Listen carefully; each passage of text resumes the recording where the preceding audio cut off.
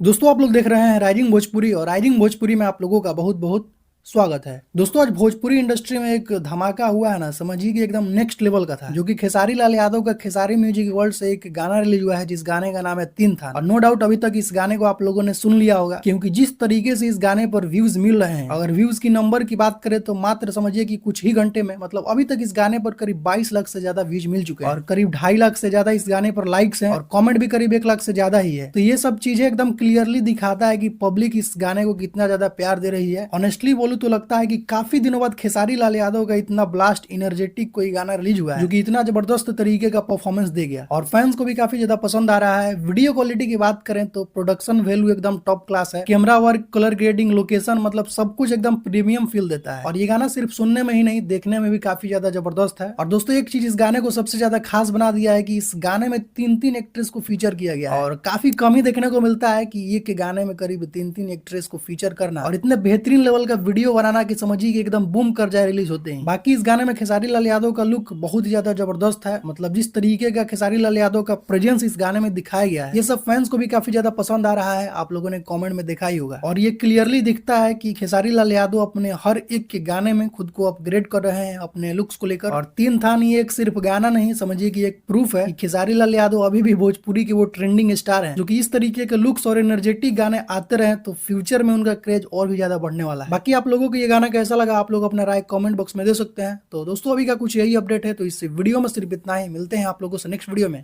Thank you so much video देखने के लिए।